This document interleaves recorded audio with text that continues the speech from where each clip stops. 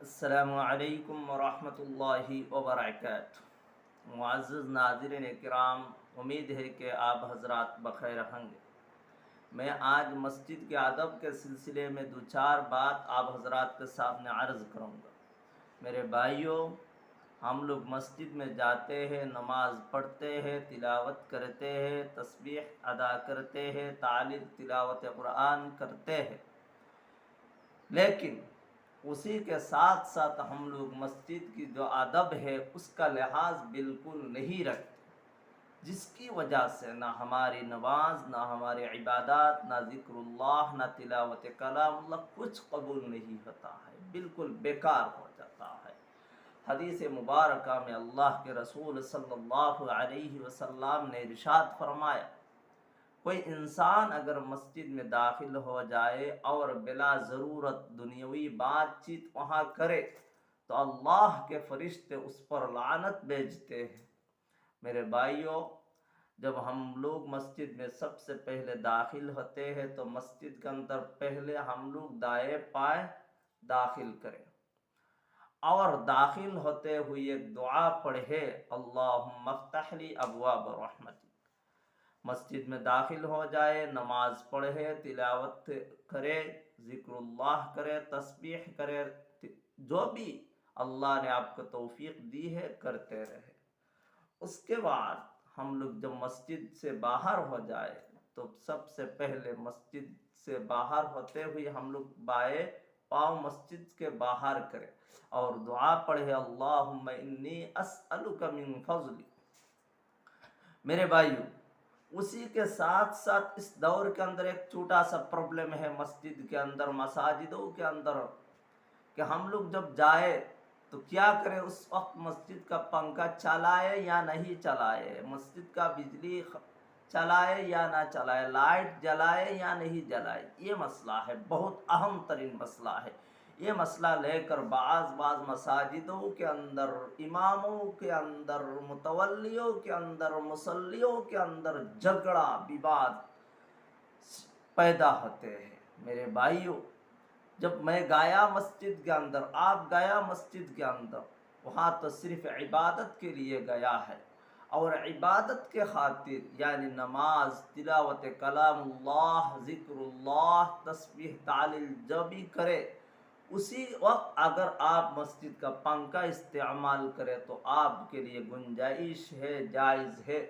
یہاں یہ دور ایک بس آرام و عیش کا دور ہو گیا، اس لیے وہاں آپ کسی کو نہیں روک سکتے، اس کو پنکھا اور لائٹ استعمال کرنے کی اجازت دیجیے۔ آپ اس کو یہی لائٹ چلانے اور پنکھا استعمال کرنے سے نہیں رکنا چاہیے۔ لیکن ہم کیا کرتے ہیں کہ ابھی نماز کا ٹائم نہیں ہوا، مثال کے طور پر کوئی انسان گیا مسجد کے اندر مغرب کی نماز کے 10 منٹ 5 منٹ پہلے، 15 منٹ پہلے، تو اس کو انسان کی اگر دل کے اندر یہ خواہش ہے کہ میں بیٹھ کر نماز پڑھوں گا، یہ تسبیح کروں گا، اللہ سے دعا کروں گا، مغفرت کروں گا، وہ اس مقصد کے لیے اگر کوئی انسان مسجد کے اندر داخل ہو گیا اور وہ پنکھا چلا دیا تو اس میں آپ کا کیا حرج ہے؟ اس کو چلانے دیجئے، وہ شاید اطمینان کے ساتھ اللہ کے سامنے دعا کرے، استغفار کرے، توبہ کرے۔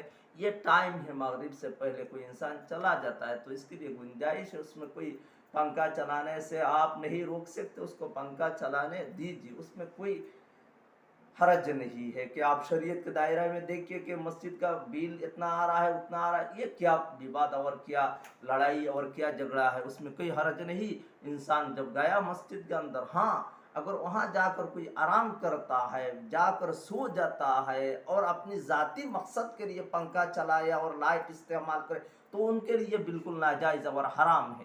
لیکن کوئی انسان گیا مسجد کے اندر نماز اور تلاوت کلام اللہ، ذکر اللہ، تسبیح تعلیل، توبہ استغفار کرنے کے لیے، تو اس کے لیے پنکھا چلانے کی اور لائٹ استعمال کرنے کی گنجائش ہے، اس میں کوئی حرج نہیں ہے، آپ وہاں اس کو نہیں روک سکتے۔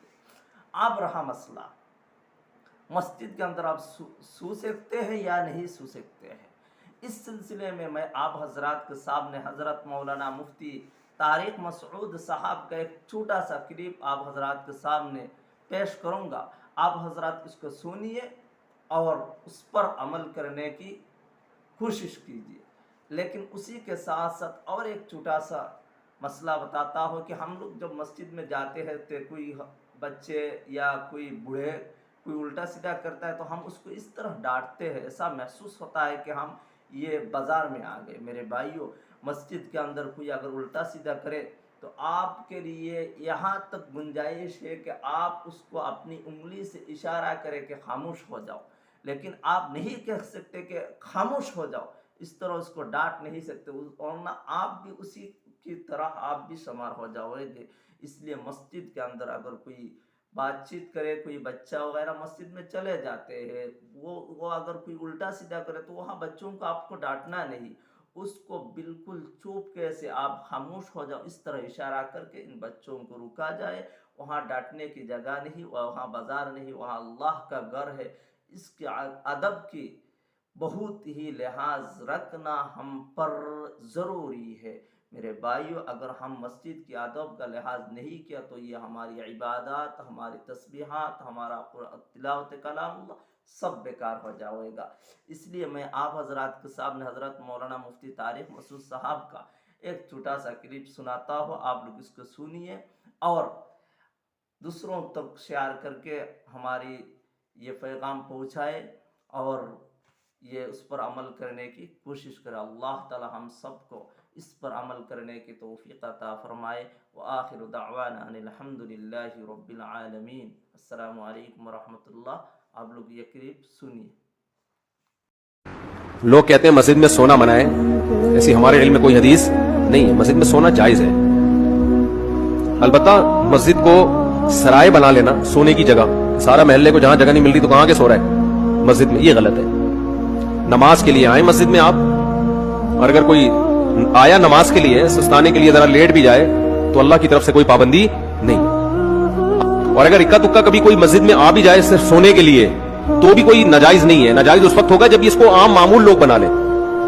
حضرت علی رضی اللہ تعالی عنہ کی کچھ ناراضی ہوئی حضرت فاطمہ سے، میاں بیوی میں ہوتی ہے،